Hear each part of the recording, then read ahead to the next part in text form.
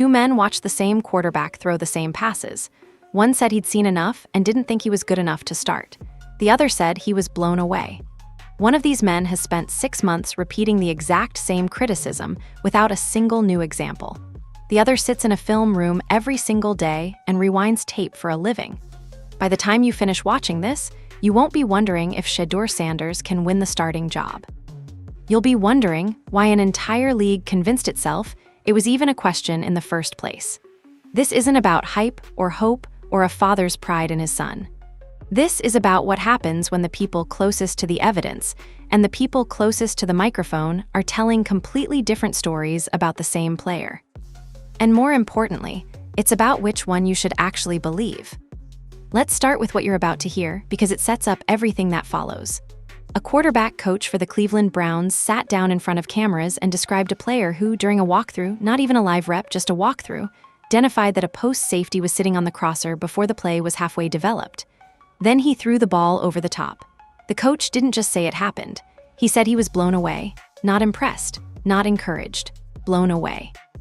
That's the language you use when something exceeds your expectations by a significant margin.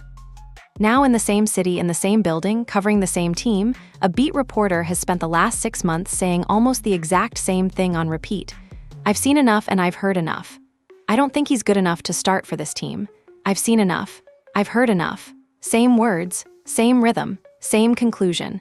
But here's where it gets interesting. The quarterback coach gave specific examples. He talked about footwork. He talked about progressions. He talked about a jog-through tempo where the player made a read that the coach had to go back and watch on video to even understand. He gave you something to actually examine. The beat reporter gave you a feeling. He gave you a position. He gave you certainty without evidence. And he's been giving you that same certainty with those same words for 6 straight months. Nothing changed, no new information, no new plays, no new moments. Just the same script recycled into the next news cycle. That's not reporting. That's repetition. And repetition, when there's nothing backing it up, starts to reveal something about the person doing the repeating rather than the person being repeated about. Here's what makes this interesting psychologically. Everyone has biases. Everyone has things they're defending. But usually you can tell when someone's defending a position because they'll try new angles. They'll bring new evidence. They'll shift their argument slightly to adapt to new information.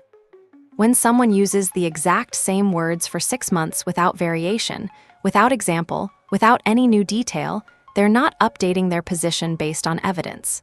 They're protecting it. They're holding it. And the more you repeat the same thing without new information, the more you're revealing that you don't actually have new information. You just have an opinion you're not willing to change.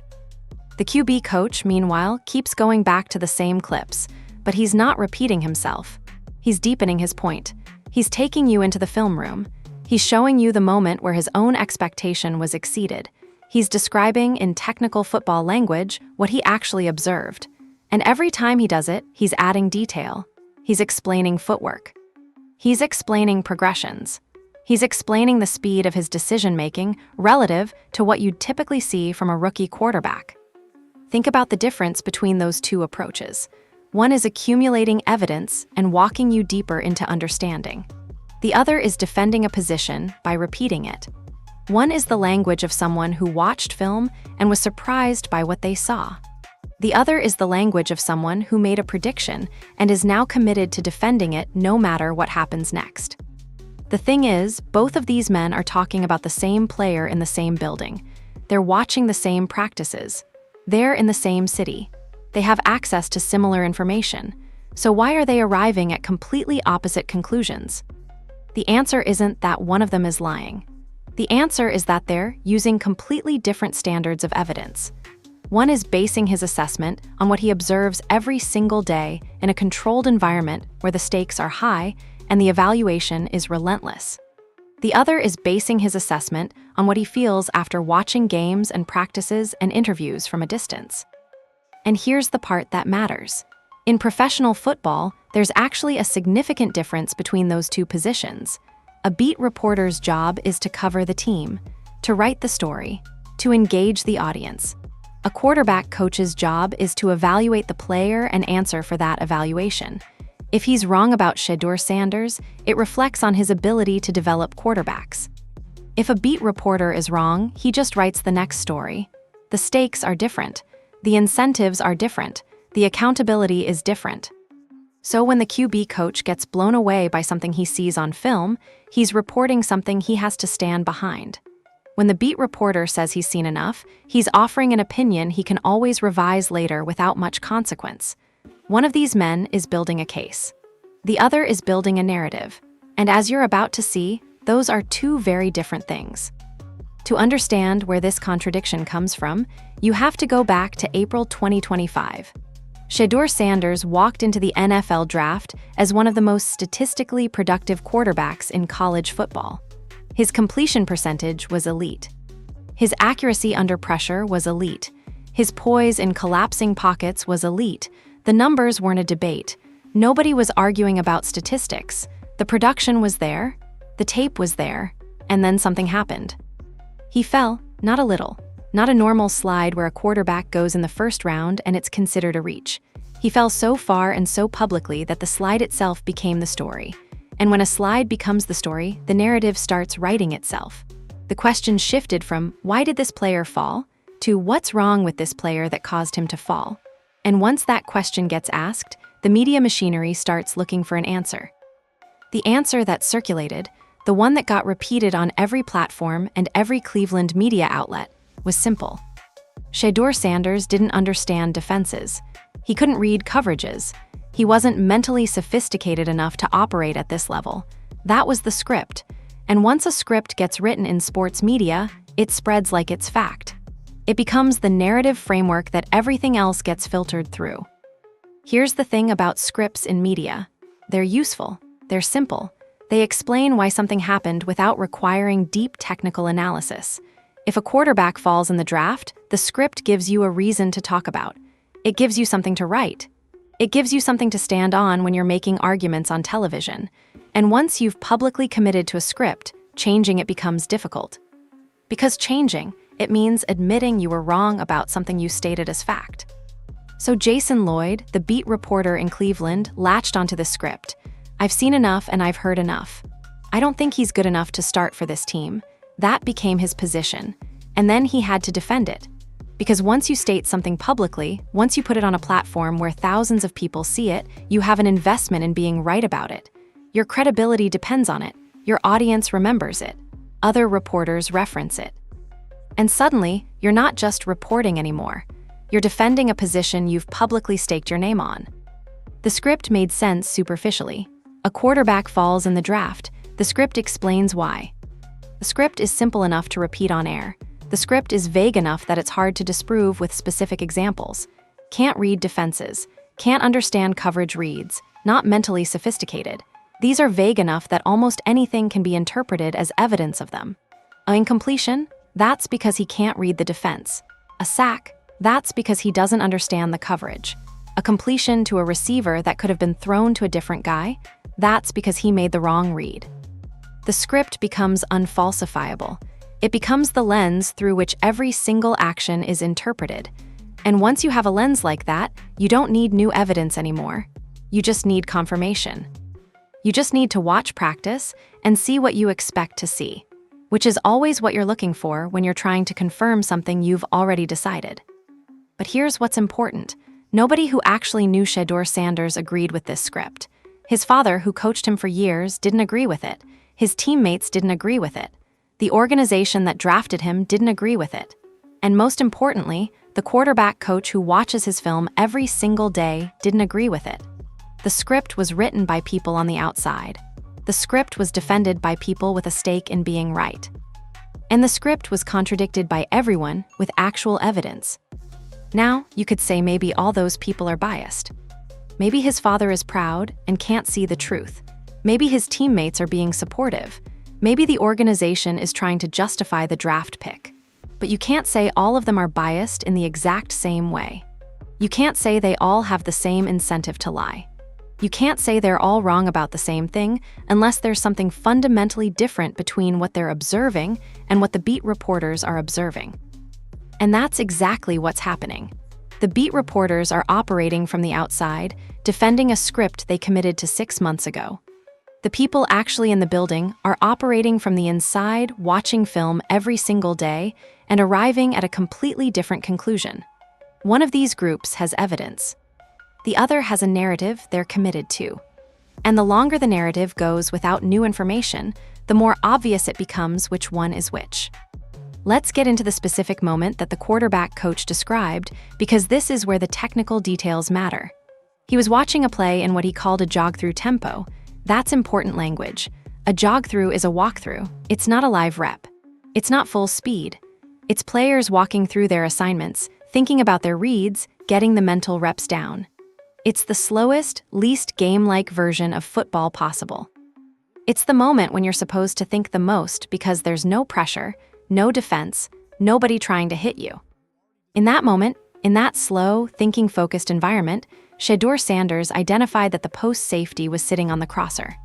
Let's break down what that actually means. A post is a coverage where the safety sits deep in the middle of the field. A crosser is a route where a receiver runs across the middle of the field horizontally.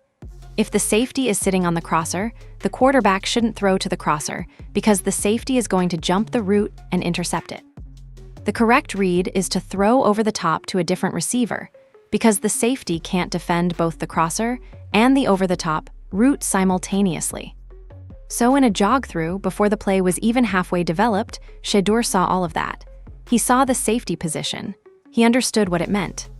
He understood where it was vulnerable, and he threw the ball over the top. The quarterback coach then saw this happen on the field during a live rep and didn't understand it. It didn't resonate with him. He couldn't figure out why Shedeur made that throw because he was expecting a different read. So he went back to the film, he rewound it, and then he saw it. He understood why Shedeur made that throw, he understood the read, he understood the decision. And then he said something important. He said he was blown away. Now, think about what that moment actually reveals. This isn't a coach being impressed by physical talent. This isn't a coach being biased in favor of his quarterback. This is a coach who had a specific expectation about what read should be made in that situation. Watching his quarterback make a different read, not understanding it initially, then rewinding the film and realizing his quarterback's read was correct. His quarterback saw something he didn't see until he had to rewind the film and study it. That's not a player adjusting to a system. That's not a rookie learning. That's a player operating at a level where the coaching staff is actually catching up. That's a player whose processing is faster than the coach's initial expectation. And the coach, instead of getting defensive about missing the read initially, recognized what it meant and said he was blown away by it. Then the coach added another detail. He said that Shedeur has been getting through progressions faster, and his feet are matching his mindset. That language is important because it's not just a compliment, it's a diagnosis.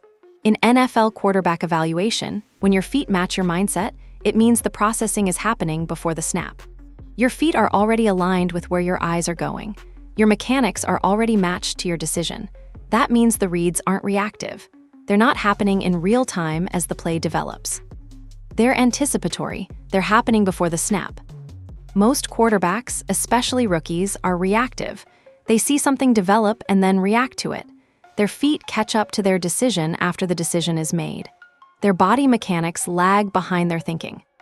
The quarterback coach is saying that Shedeur's feet are already in sync with where he's going before the snap happens. That's the single hardest thing to teach a quarterback in this league. You either see it early or you don't. You either have the pattern recognition to anticipate coverage before it unfolds or you don't. And the quarterback coach just told you that Shedeur Sanders is already doing it. He also said that Shedeur has been receptive to everything, that he's been working his butt off, that he's been defining his footwork, playing with a base, learning the offense. He's been getting through progressions faster and his feet are matching that mindset. He's been playing faster than the measurables suggest. He's been doing a great job. Every single thing the coach said was specific. Every single thing was tied to observable behavior on film. Every single thing had detail attached to it. Compare that to what the beat reporter said. I've seen enough. I've heard enough. No specifics. No film. No moments. No plays. Just a repeated position with nothing backing it up. And when you put those two descriptions next to each other, you start to understand why the people in the building are seeing something completely different from the people outside the building. One group is working from evidence. The other is working from a script. Here's what starts to become really interesting when you look at who's saying what about Shedeur Sanders. Every single person who has been physically present around him, every person who sees him every single day, every person who actually has access to observe him directly, all of them arrive at the same word without being asked to coordinate their stories. They all say the same thing. He works. That boy works. He works really hard. Think about that for a moment. His father, Deion Sanders, says he works. The quarterback coach says he works his butt off. His teammates say he works. Myles Garrett, a future Hall of Famer who's been in that building, says he works. Travis, another teammate, says he works. Bucky, another one, the coaching staff, the organization. Hanford Dixon, a Cleveland Browns legend who played in that city and understands what that franchise represents. When he was asked directly about the quarterback battle, he didn't say he was cautiously optimistic. He said he would be shocked if Shedeur doesn't win the starting job. Shocked. Men with Hanford Dixon's experience and credibility don't use that word to fill space. Shocked means the evidence he has observed is so one-sided that the alternative outcome would genuinely surprise him. Dixon has been around that building. He's seen practice. He's seen how Shedeur carries himself. He's seen what the coaching staff is doing. And shocked is his word for it. Now contrast that with what the beat reporters say. Not one of them uses the word work. Not one of them gives you a specific moment. Not one of them describes something they actually observed. They give you opinions. They give you positions. I've seen enough. I don't think he's good enough. I'm not impressed. But they don't give you anything to actually examine. They don't give you plays. They don't give you moments. They don't give you specific instances where you can see what they're talking about. The consistency of that specific word, work, across people who have completely different relationships with Shedeur and completely different incentives to say different things is not coincidence. That is data. That's what psychologists call corroboration. When multiple independent sources arrive at the same conclusion without being prompted to align their answers, that's not hype. That's not bias. That's evidence. Think about the incentive structure here. Deion Sanders has an incentive to be proud of his son. That's fair. But he also spent years coaching Shedeur, and he's talked about this for years. Before the NFL draft even happened, he was saying Shedeur has been calling plays since he was 8 years old. He's been making adjustments that grown coaches would make. They called him grown because he was always the football mind in the room, even as the youngest person. Is Deion biased? Maybe. But that observation spans 15 years. That's not something he made up recently to defend his son. That's something he observed across time. The quarterback coach has an incentive to make his player look good, sure. But he also has an incentive to be accurate because his evaluation has to hold up. If he's wrong about Shedeur Sanders, it reflects on his ability to develop quarterbacks. If the organization brings him in to speak to the media and he's completely off base, that's a problem. So when he sits down and gives you specific examples, he's not doing it casually. He's doing it as someone who has staked his professional reputation on that evaluation.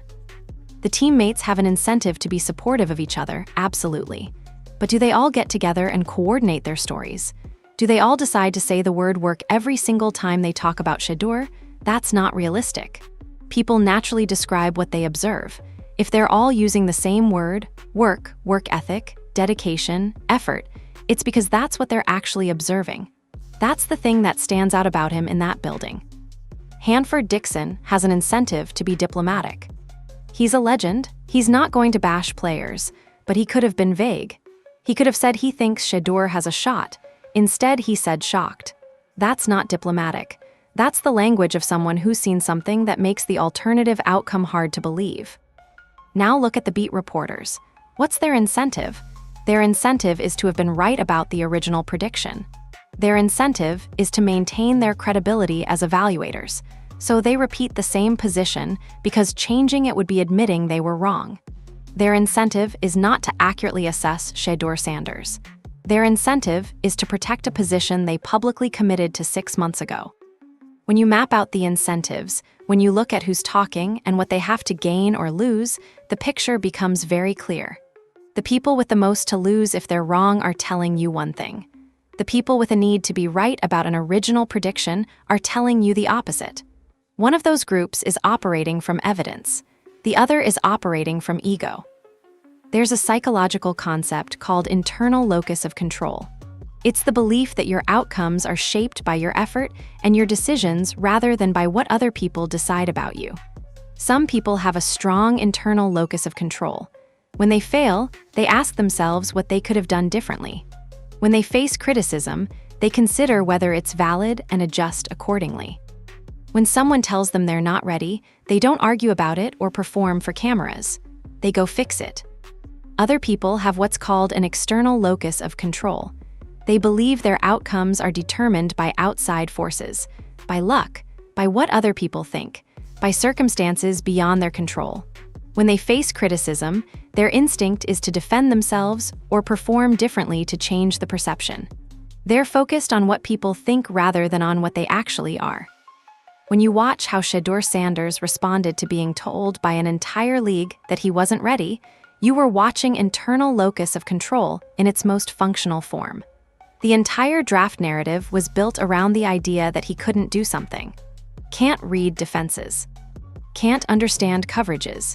Can't operate at this level mentally.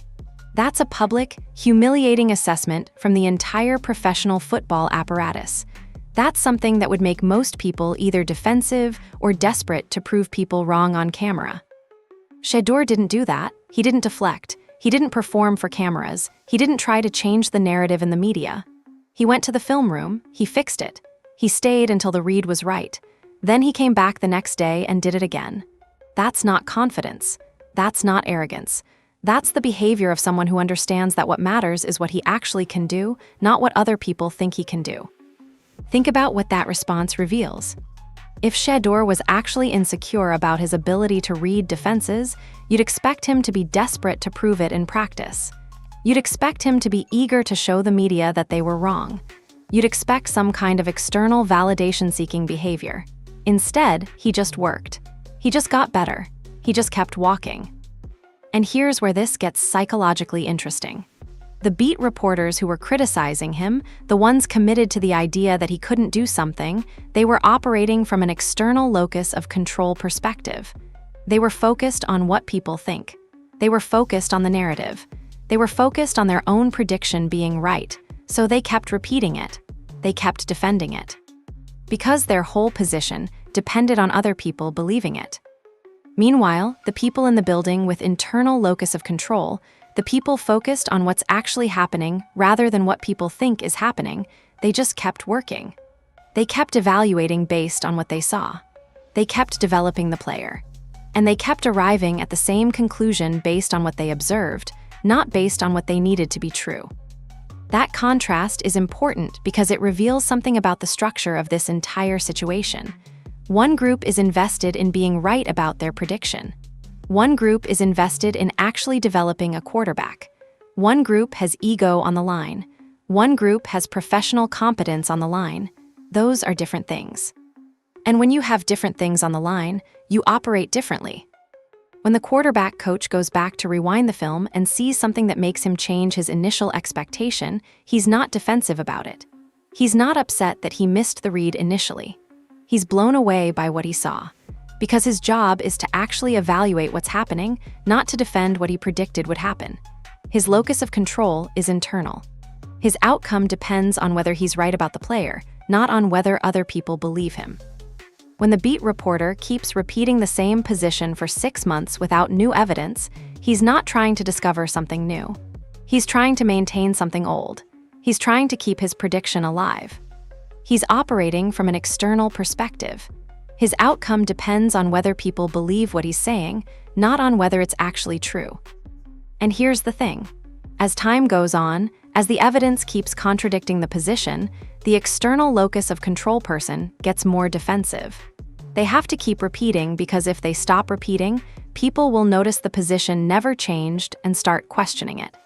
The internal locus of control person gets more confident because the evidence keeps confirming what they're seeing. That's why the quarterback coach keeps getting more specific. That's why he keeps adding detail. That's why he says blown away instead of just impressed. Because as the evidence accumulates, it becomes clearer and clearer that his initial expectation was wrong and the player is actually operating at a higher level. And he's not defensive about being wrong initially. He's excited about what he's discovering. Watch for that dynamic in any situation where evidence starts contradicting a publicly stated position. The person defending the position will get more repetitive. The people discovering new evidence will get more specific. And the difference between those two patterns tells you everything you need to know about who's actually paying attention to reality. Here's something important about how NFL organizations actually communicate. They communicate their real intentions before the official announcement. The announcement is for the public. The signals are for people paying close enough attention to read them. And the Cleveland Browns have been putting out very specific signals about Shedeur Sanders. The first signal is that they keep putting the quarterback coach in front of microphones. When an organization wants someone in front of cameras, there's a reason. They're not doing it to fill press conference time. They're doing it because they're comfortable with exactly what that person is saying. If the organization was uncertain about Shedeur, if the quarterback coach was actually concerned about his ability, the organization would not repeatedly put him in front of the media to describe specific plays and specific moments of excellence. Think about how press conferences work. The head coach controls who speaks. The head coach controls what's said. The head coach controls the narrative. If the quarterback coach was expressing doubts, if he was saying things that cast Shedeur in a questionable light, he wouldn't be at the podium. He'd be told to keep quiet. Instead, he's at the podium describing specific plays, specific reads, specific moments of outstanding footwork and decision-making. That's a signal. That's the organization saying, we're comfortable with what this coach is observing. We're comfortable with him speaking publicly about it. We're comfortable with the narrative he's creating because we believe it's accurate. Organizations don't accidentally put people in front of cameras. They don't accidentally allow specific narratives to be built unless they believe those narratives are true. The second signal is how the head coach is managing the timeline. When a head coach says he likes keeping the competition open, what he's actually managing is the timeline of the public narrative. He's saying there's still competition so fans and media stay engaged. He's building suspense for the official announcement. But the internal narrative, the one being built play by play in the film room, appears to already be settled. You don't keep putting your quarterback coach in front of cameras praising one specific player's progress if the competition is actually open. You put different people in front of cameras. You talk about different players. You create the appearance of genuine competition. Instead, the Browns keep highlighting Shedeur's progress. They keep talking about his footwork. They keep talking about his progressions. They keep talking about his growth. That's not what an organization does when it's genuinely evaluating two options. That's what an organization does when it's already decided and is using the public timeline of the competition to build anticipation for the inevitable announcement. The third signal is Hanford-Dixon. The organization didn't force him to say anything. He wasn't required to make a statement. But a Cleveland Browns legend, a man who carries weight in that organization and that city, was asked directly about the quarterback battle and said he would be shocked if Shedeur doesn't win the job. That's not a casual comment. That's not something you say unless you've been inside the building and observed something that makes the alternative outcome hard to believe. Organizations sometimes plant people to send signals. Sometimes a legend gets asked a question, and the organization knows what answer he's going to give because that answer aligns with what the organization believes. That doesn't mean it's coordinated or dishonest. It means the legend has access to the building, understands what he's observing, and when asked directly, speaks the truth as he sees it. The organization doesn't prevent that because the organization agrees. The fourth signal is the consistency of language from the coaching staff. The quarterback coach keeps coming back to the same clips. He keeps arriving at the same conclusion. He's not changing his tune. He's not hedging. He's not saying maybe this or possibly that. He's saying this player's footwork is outstanding. He's saying this player's progressions are getting faster. He's saying his feet are matching his mindset. That's not the language of someone who's uncertain. That's the language of someone who's confident in his evaluation. When a coaching staff is uncertain about a player, you hear it. You hear hedges. You hear conditions. You hear maybe language. Maybe if he continues to develop. Maybe if the competition stays open. Maybe depending on how training camp goes. Instead, the Browns coaching staff is speaking with certainty. And certainty from a coaching staff usually means they've already decided. The fifth signal is the decision to keep Shedeur in the building at all after the draft. NFL teams could have cut their losses. They could have said the evaluation was wrong and moved on. Instead, they invested in developing him. They invested in coaching him. They invested in putting him in position to succeed. And they did all of that publicly. They talked about his growth. They highlighted his development. They created a narrative of progress. Organizations only do that when they believe there's something there. They don't waste resources developing a player they don't believe in, not in a market like Cleveland, where the fans are paying attention and the media is watching every move. They develop players they think are going to produce. So when you put all these signals together, when you look at who's being put in front of cameras, what they're saying, how consistently they're saying it, and what the organization is doing with its resources and its time, a picture emerges. The picture is of an organization that has already made an internal decision. The official announcement is still coming. The public competition is still happening. But the signal has already been sent to anyone paying close enough attention. The Cleveland Browns believe in Shedeur Sanders.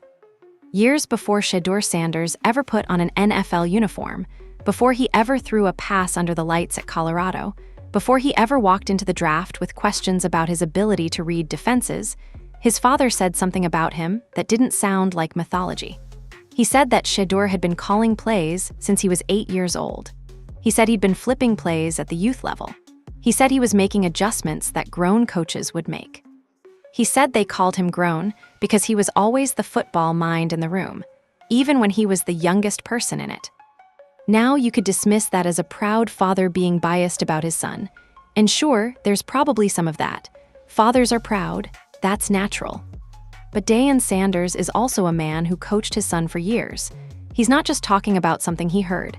He's talking about something he observed across time. He's talking about a consistent pattern of behavior over years. And that observation is specific.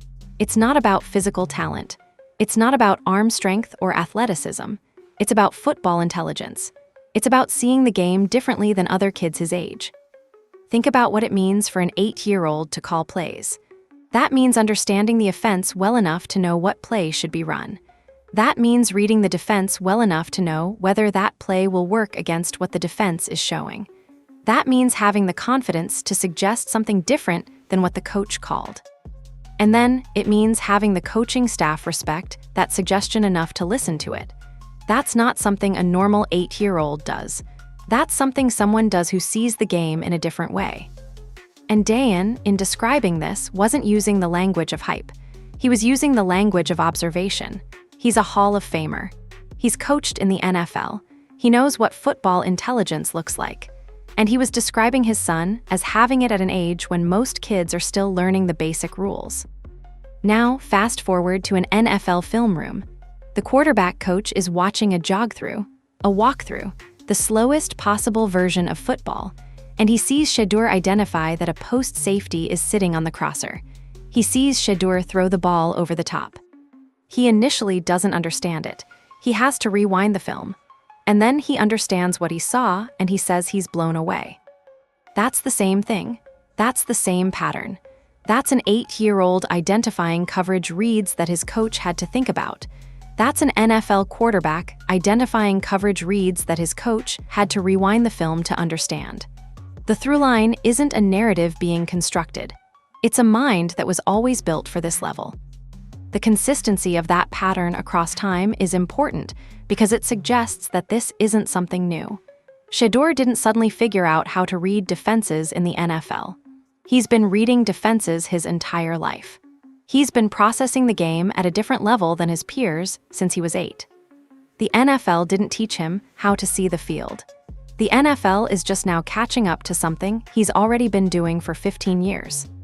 That matters because it suggests something about the draft process. The scouts who said he couldn't read defenses, they weren't discovering something new. They were looking for something they expected to find and interpreting everything they saw through that lens. They had a script, and the script said he couldn't read defenses, so every pass became evidence of that script. Every incompletion became proof. Every missed read became confirmation. But the people who actually watched film with the understanding that he'd been processing the game at an advanced level since childhood, the people who didn't come in with the predetermined conclusion that he couldn't read defenses, they saw something different. They saw a pattern of consistency. They saw someone doing at the NFL level what he's been doing his entire life. And here's the thing about that through line. It's hard to fake. It's hard to suddenly develop a skill you never had. It's not hard to suddenly start using a skill you've always had more consciously, more consistently, in a more demanding environment. But it's very hard to go from not having something to having it at an elite level in a few months. You can improve, you can develop, you can get better. But you can't go from 0 to elite in a short period of time. Shedeur didn't go from not being able to read defenses to being able to read defenses. He went from being told he couldn't read defenses to being evaluated by people who were actually looking at whether he could read defenses. That's a different thing. That's not development. That's correction of evaluation. The through line from age 8 to an NFL film room isn't a narrative. It's a mind that was always built for this level. The only thing that changed is that the level finally caught up to the mind. And now, an NFL quarterback coach is using the same language that a youth football coach would have used 15 years ago. He's saying this player sees things before I see them. This player is operating at a level where I have to catch up. This player identifies defenses in a walkthrough that I have to rewind to understand. That's not mythology. That's consistency. That's a through line. And it's the difference between a player who developed a skill and a player who was always built to have that skill and is now finally operating in an environment sophisticated enough to prove it. 3 years from now, one of two things will be true. Either the Cleveland Browns will be remembered as the franchise that recognized what the entire draft process failed to see, and Shedeur Sanders will stand as proof that the evaluation system has fundamental blind spots it is never honestly examined. Or the skeptics will have been right, and all of this, the quarterback coach's praise, the legend's confidence, the film room breakdowns, will have been the most optimistic reading of a situation that the draft room correctly assessed from the beginning. Those are the two possible outcomes, and here's what's important about them. Only one of those outcomes has specific plays attached to it right now. Only one of them has a coach going back to the film, rewinding the same rep, and saying he was blown away by what he saw. Only one of them has a consistent pattern of specific observations made by multiple independent sources. Only one of them has details, examples, moments, film evidence. The other outcome just has a position that's been repeated for 6 months without a single new example. A position defended by someone who made a prediction and is now committed to defending it. A position that lacks detail, that lacks specificity, that lacks anything to actually examine. Now you don't have to believe the Browns quarterback coach. You don't have to believe Hanford Dixon. You don't have to believe the teammates or the organization. You don't have to believe any of it. Belief is a choice. But if you're going to disbelieve all of them, you have to answer a question.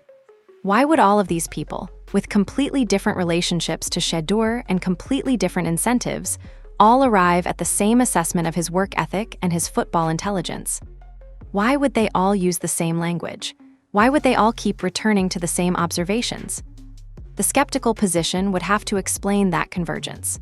It would have to explain why a coach whose reputation depends on accurate evaluation, a legend whose credibility is on the line, teammates who benefit from an improving quarterback, and an organization that made a draft decision all independently arrived at the same wrong conclusion.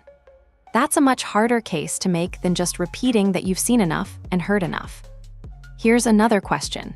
If Shedeur Sanders actually can't read defenses, if he actually is mentally unsophisticated, if he actually is what the draft process suggested he was, why is the Browns quarterback coach still spending time on him? Why is the organization still investing in him? Why is the coaching staff still putting him in front of cameras and describing his progress?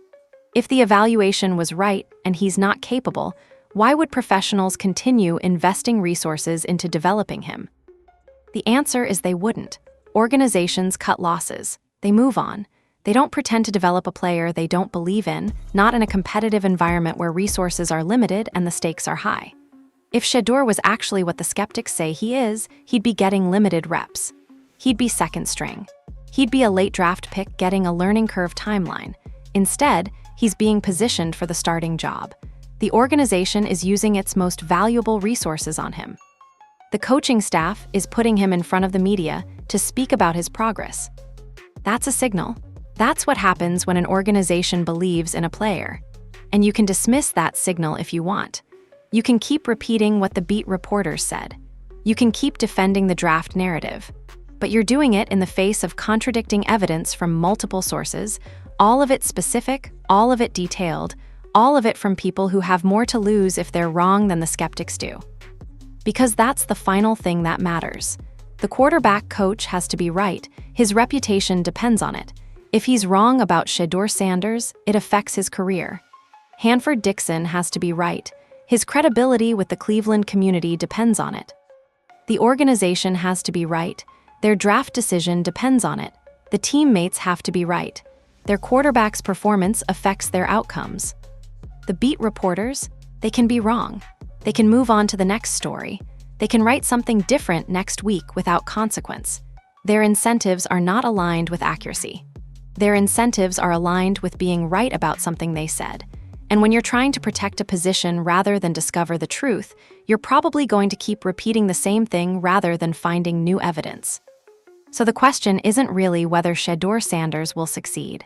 The question is which group has earned the credibility to be believed, which group has staked something on their assessment, which group would face consequences if they're wrong, and which group has nothing to lose by defending a position they committed to 6 months ago.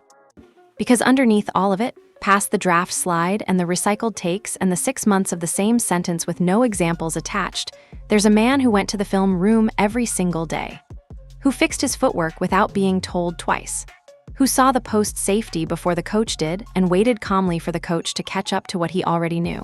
He didn't argue with anyone. He didn't campaign for himself in the press. He just kept walking. In a city where the narrative was already written against him, in a league that told him he wasn't ready, he just kept walking. And now the quarterback coach of the Cleveland Browns cannot stop talking about it. That's not mythology. That's the difference between being told you can't do something and actually being incapable of doing it. And very few people know the difference when they're living through it. So here's the only question that actually matters. Is Shedeur Sanders a football mind that the entire NFL evaluation system failed to properly identify? Or is the praise from a position coach the most optimistic reading of a situation the draft room already got right? One side of that argument has specific plays, specific reads, specific words from specific coaches who watch film every single day and whose credibility depends on accuracy. One side has details, examples, a through line that spans 15 years. One side has an organization investing resources and putting people in front of cameras to defend an assessment. One side has evidence. The other side has the same 6 words repeated for 6 months with nothing attached. No new information, no new examples, no plays, no coverage reads, no specific moments. Just a recycled position defended by someone with an incentive to be right about something they predicted. You've now seen both sides. You've seen the evidence. You've seen the incentives. You've seen who has something to lose if they're wrong and who doesn't. And you know which one has specific plays attached to it. You decide which one you believe. But when you do, remember this. In 3 years, one of these groups will have been proven right. And the one that gets proven wrong will have to answer for what they said when they had the chance to look at the evidence and pay attention to the signal instead.